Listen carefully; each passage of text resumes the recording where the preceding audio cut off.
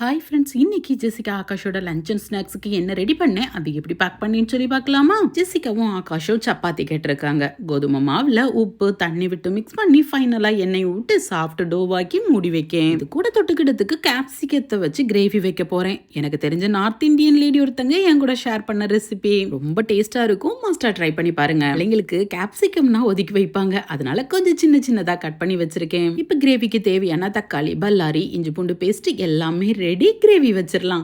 பேன்ல கொஞ்சமா எண்ணெய் விடுதேன். கட் பண்ணி வச்சிருக்கிற கேப்சிகத்தையும் ஒரு பல்லாரியும் உள்ள சேர்த்து நல்லா வதக்குதேன். பல்லாரி கண்ணாடி பதம் ஆனதும் அதை எடுத்து அப்படியே மாத்தி வைக்கேன். நெக்ஸ்ட் அதே பேன்ல ஒரு ஸ்பூன் எண்ணெய் விட்டு ஜீரகத்தை தாளிச்சுட்டு பொடிசா கட் பண்ணி வச்சிருக்கிற 2 பல்லாரியை சேர்த்து கண்ணாடி பதத்துக்கு வதக்கிட்டு ஒரு ஸ்பூன் கடலை மாவை உள்ள சேர்த்து அதோட பச்சை வாசனை மாற அளவுக்கு வதக்கிட்டு 2 தக்காளியை பொடிசா கட் பண்ணி உள்ள சேர்த்து நல்லா மசீர அளவுக்கு மிக்ஸ் பண்ணி விட்டு இஞ்சி பூண்டு பேஸ்ட் ஒரு ஸ்பூனையும் உள்ள சேர்த்து அதோட பச்சை வாசனை மாறினதும் மென்ஷன் பண்ணிருக்கிற மாதிரி கொஞ்சம் மசாலாக்களை உள்ள சேர்த்து அதோட பச்சை வாசனை மாறினதும் கெட்டி தயிர் 2 ஸ்பூனையும் உள்ள சேர்த்து நல்லா மிக்ஸ் பண்ணி விட்டு கிரேவிக்கு தேவையான அளவு தண்ணியும் உப்பும் சேர்த்து நல்லா மிக்ஸ் பண்ணி விட்டு கொதிக்க விடுதேன். கொதி வந்த பிறகு ஆல்ரெடி வதக்கி வச்சிருக்கிற கேப்சிகத்தையும் வெங்காயத்தையும் உள்ள சேர்த்து நல்லா வெந்து கெட்டியான பிறகு ஃபைனலா பொடிசா கட் பண்ணி வச்சிருக்கிற மல்லி இலையும் தூவி மூடி வச்சிருந்தேன். சப்பாத்தி கூட சாலடுக்காக 2 கேரட்டை பொடிசா கட் பண்ணி வைக்கேன். டைம் இப்போ 6:30 ஆகுது. பிள்ளைங்களையும் எழுப்பி விட்டுட்டேன். அவங்க ரெடியாகி வரவும் கரெக்டா இருக்கும். நெக்ஸ்ட் 10 மணி ஸ்நாக்ஸுக்காக வீட்டுல ஏத்தம்பழம் இருந்து அதுவும் நல்லா பழுத்து போய் இருந்து தோலை நீக்கிட்டு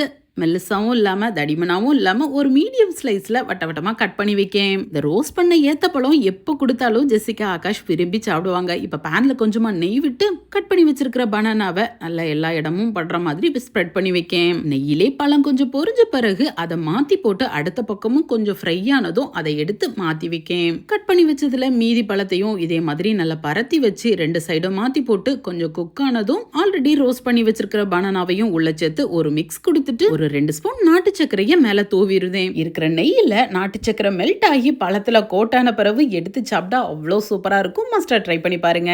சப்பாத்திக்கு மாவு மிக்ஸ் பண்ணி வச்சுட்டு ஒரு அரை மணி நேரம் வச்சுட்டு அதுக்கப்புறம் விரிச்சு போட்டீங்கன்னா சப்பாத்தி நல்லா சாஃப்டாவும் வரும். ஃபைனலா கொஞ்சம் பட்டரையும் தடவி எடுத்துடுதேன். சப்பாத்திங்கிறதுனால பிரேக்ஃபாஸ்ட்டுக்கு அதே சப்பாத்தியை முட்டை வச்சு செஞ்சு கொடுக்க போறேன். பேன்ல கொஞ்சமா பட்டர் சேர்த்து ஒரு முட்டையும் உடைச்சு ஊத்தி உப்பும் பெப்பரையும் தூவிட்டு போட்டு வச்ச ஒரு சப்பாத்தியும் மேல தூக்கி வச்சு லைட்டா பிரஸ் பண்ணி மாத்தி போட்டு வேக விட்டுட்டு slice cheese, oregano, chilli flakes லைட்டா ஸ்ப்ரிங்கிள் பண்ணி விட்டு அப்படியே ஆஃபா ஃபோல்ட் பண்ணி லைட்டா ஹீட் ஆகி சீஸ் மெல்ட் ஆனோன்னு வெளியில எடுத்துடுதேன்.